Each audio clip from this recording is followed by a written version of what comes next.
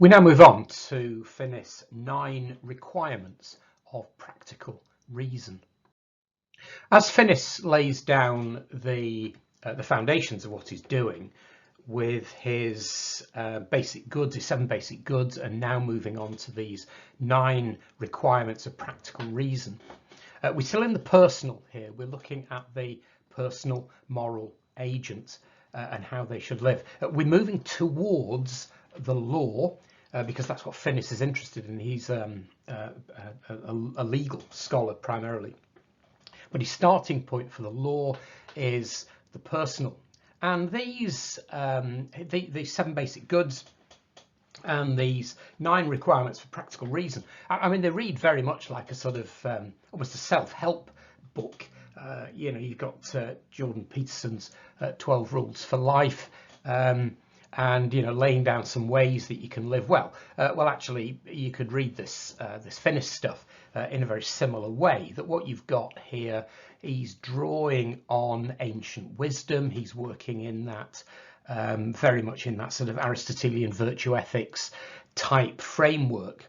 And he's saying that, you know, if you want a good life, if you want to flourish, if you want eudaimonia, here we go. You need to acknowledge these 7 basic goods, and then here's your 9 requirements of practical reason.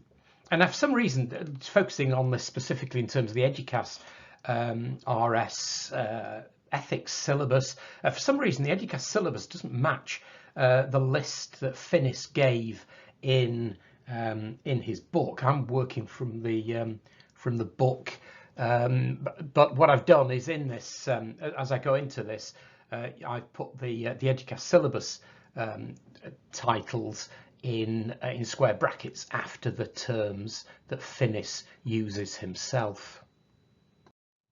Okay, now most of these they look like common sense. I'm an old bloke now, so I look at these and think this is stating the completely obvious.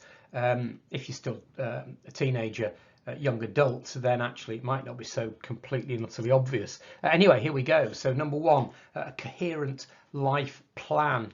You know, view your life as a whole. Don't just live moment by moment. So take a long-term view. It's a lot easier when you are in your mid-60s than when you're 18 to do this. But make sure that you are taking a long-term view of pursuing these basic goods and not just looking at it in the short term, at what is now, what is next week. And when you're my age, short term is, I'm sorry guys, but short term is probably just the next year. Long term is the next decade. Okay, number 2 then, no arbitrary preference amongst values. And now you're going to have to prioritize. There's no alternative, but make decisions as you do things. And so, you know, the example here, as a student, you should be prioritizing knowledge over fun. You do have to make those preferences. You should only do so with good reason. You should be aware. You shouldn't just arbitrarily discount one of the basic goods as you're lining them up and deciding which one you're going to give preference. You need to think very carefully about why and make sure your reason is sound. No arbitrary preference amongst values. You're allowed to be self-interested. This applies to all people. You can be self-interested because you're a person, same as other people. You're allowed to look after yourself, but as you do so, you've always got to take into account the good of others. Detachment. I quite like the way the syllabus has put this. Do not become obsessed with a particular project. If it's not helping you flourish, even if it's one of those, you know, even if it's part of that, you know, his basic goods and the other 9 requirements, you know, if it's not helping you flourish, then find another project that does help you pursue the basic goods. Make sure that you are, and again, this is part of the viewing life as a whole. You know, make sure that you are understanding where what you're doing fits in. There's lots of different ways of living and pursuing these basic goods and following these requirements of practical reason. So, you know, don't get yourself so focused in on one of them that you lose the bigger picture. Okay, next one, commitment. Be involved. You should do activities and make an effort to flourish. Don't just sit around or repeat old habits. Now, as I read through these, I mean, it feels like I should be standing in the school chapel here, you know, giving an address, not in the classroom teaching theology. And that's is very much the feel of this, but that's where virtue ethics is to a large extent. It's a very, it is a very practical, gut level. Come on, guys, you know, this is how to live. This is how you get the best out of life. I can get quite excited about these 9 requirements of practical reason because I think it's really sound advice. So as you're engaging with these, I could suggest that you don't just do it in terms of doing it because you're studying the subject. Really take these seriously, have a look at them. It is really solid advice. Okay, next one then, the limited relevance of consequences, efficiency within reason. So aim to do good and avoid evil. Pursuing the basic goods is important, but not through evil means. Now, of course, there's a conflict here, probably with utilitarianism. Straightforward act utilitarianism is focused entirely on the consequences. The end does justify the means because there's no other way of justifying the means. So this doesn't allow that. This is saying, no, you've got to be very aware of how you are getting there as well as the end result. So it's in direct conflict with that act utilitarian model of not being bothered really how you get there. Okay, respect for every basic value in every act. So don't do an act that directly harms a basic good. This is a fairly nuanced approach to things here. You've got to hold in mind the 7 basic goods, and you've got to hold in mind the 9 requirements of practical reason at all times. Be aware of them. So if you've got an action that you are thinking of doing it that directly harms a basic good, even if it will indirectly benefit a basic good, you know, you shouldn't do it. So just a bit of a wacky one here. You shouldn't kill your teacher, that's against the basic good of life, in the indirect hope of getting a better one, pursuing the basic good of knowledge. Okay, requirement of the common good. The basic goods are allowing all individuals within a community to flourish, and this is absolutely foundational to that whole virtue ethics model that Finnis is working with here, that it's looking at the person, it's person-centered. And if you're looking at any Homo sapien, the only realistic way of looking at Homo sapiens is embedded within a community. We are a social animal. We only function effectively. We can only function within communities. And so this has to be looked at in terms of building a community. We're individuals, but we are also a community. We can't function only as individuals, we can't survive only as individuals, but it's that balance individual within community. That's where flourishing happens. And following one's conscience, we leave undefined here what conscience is. That's a huge issue in its own right, which we'll park for the second. Act only in accordance with practical reason, not the authority of someone else. So whereas you could take advice off people, that's how you operate. You living within community, you would have elders, you would be guided. But ultimately, it's about you making your own decision based on your own conscience. You can't be forced then to pursue a particular basic good. Okay, let's look then at making decisions using the 7 goods and 9 requirements. Okay, and a lot of this is stating the rather obvious, having gone into this, what Finnis is saying here, to make specific decisions, so you've got a specific issue, what you've got to do, you've got to hold in mind the 9 requirements of practical reason, and then decide how you will pursue the basic goods. So you've got to be familiar with and know what they mean of those 9 requirements of practical reason, and you've got to have a good understanding of those basic goods as well. So good action then, something that's good, that's doing actions that pursue one or more of the basic goods and doing it in accordance with the 9 requirements of practical reason. And then just stating the completely obvious, and this bad is doing actions that do not pursue the basic goods. Now, of course, there's another one here, pursuing a basic good, but not in accordance with the 9 requirements of practical reason. So you could be obsessively following one of the basic goods, which actually then results in you ignoring some of the others and not really following the 9 requirements of practical reason. Now, as is usually the case in virtue ethics, there's lots of flexibility. You're operating within boundaries of what is acceptable and what isn't. And the Finnis version of this, you've got your 7 basic goods. They're all equally fundamental. They don't exist in a hierarchy. They're all there, all equal, all have to be taken into account. And so therefore, as you're looking at that, as you've got your 7 basic goods, you're trying to balance them, you're trying to work out what to do.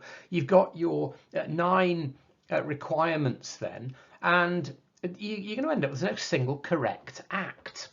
And so what you've got plenty of scope for discretion in Finnis' version of natural law. So if you're using this at personal level, you've got lots of flexibility, and it also means there's plenty of room for discussion as you're pinning it down into the law. And then now how this will actually work itself out when it gets into law and you've got the courts, and whether this is saying then that it's down to the judges and the courts to work out how that flexibility operates. Well, that's one of the downsides of this model. It is, of course, it's real life. I mean, real life just doesn't operate on a sort of black and white, mathematical formula. So any effective and functioning system, whether it's personal or even legal at times, will give some scope for discretion. Okay, so let's look at one of these. Okay, let's keep this at a personal level then. You're deciding what to do with your day. So you could choose to listen to music, go to school, go to a party, volunteer in a charity. Now, all of those in principle are valid because all of those pursue one of the basic goods and are therefore just prima facie, they are all good acts. So you've got the 7 basic goods and the 9 requirements of practical reason. Now, what they're doing is they're giving us our overarching moral structure and moral goals. What they are not doing is giving you the real fine details of how you are going to operate day to day. You've got to make those decisions yourself. Now, some choices plain wrong. So here's a plain wrong. You spend all day in an empty room doing nothing. That's bad. It's not pursuing any of the 7 basic goods. So it's not too difficult to exclude things as just plain wrong, and then out of the remainder, you've got to work out which is the most appropriate for you in your own particular life. Okay, having laid down the basics, which essentially so far we've been looking at what is it's the sort of personal level stuff that we've looked at so far.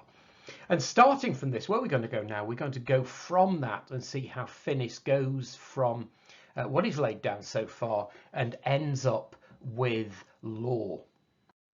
Okay, so as we move into law, starting point for this is that humans naturally need to live in groups. This is back to something which is absolutely fundamental. Never lose sight of the Homo sapien as just as an animal looking zoologically at ourselves. We are social creatures. We need groups in order to function, to flourish, and so therefore that's a starting point. Now, in Finnis's basic goods, he's got that in his friendship and sociability.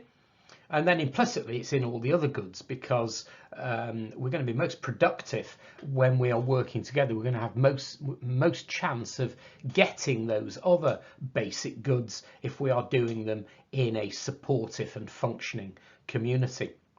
And then in the 9 requirements of practical reason, you've got this requirement of the common good. And this is very important here. The common good, this is an important step now towards law. The common good is that each member of the community can effectively pursue the basic goods for themselves. So this is having an awareness of the community, the good of the community, as well as what I am doing myself.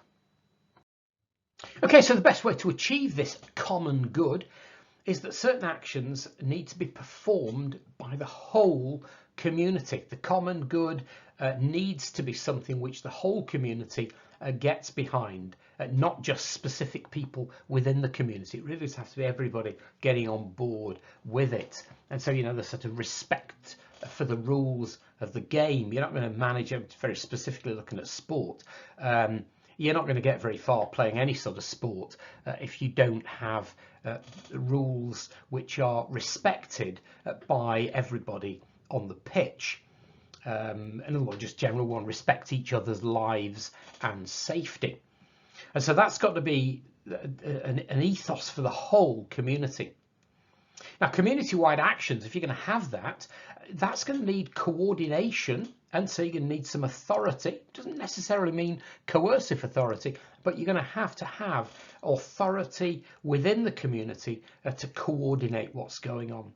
And then this is how so the next step then we get into law. One of the strongest, one of the most effective sources of authority is rule of law. And therefore, rule of law is a moral necessity within a society. You simply cannot have that common good without law. Now, some laws that are put in place would be just very directly about the basic goods. So law against murder would be one of those. And most laws aren't quite so direct. Instead, what they're doing is they're creating a stable society. You've got a stable society, people can then flourish, people can feel safe, people can feel free to engage in constructive pursuits in life. They can pursue those basic goods because they are aware that they are living in a safe environment where the law protects them. And whoever's putting those laws together has got to create a legal system that supports the basic goods. Now, we now start to move into this subtle connection between morality and law. It's a morally good legal system only if that legal system supports the basic goods. Now, the other side of that is that if you accept the legal system because it supports the pursuit of the basic goods, then you have an obligation to obey every law. Because you've established that link between morality and the law. Okay, summary then, Finnis argument is: I want to pursue the basic goods. 2, society needs coordination in order to create the conditions that allow everyone to pursue the basic goods. 3, the law is an effective way of coordinating society this way. Therefore, I ought to obey the law. You've got an ought in there. Okay, so therefore, if you get this right, if the laws are framed well, then you've got both a standard legal obligation to respect and obey the law, but very importantly, you've also got a moral obligation to respect and obey the law, which stands alongside the legal one, in which case you're going to end up with a much stronger legal system. And in that case, the law is therefore justified to put in place sanctions for those who disobey that law, so fines, prison sentences, etc. And as one of the issues we'll be looking at is capital punishment, that would fall into that category as well.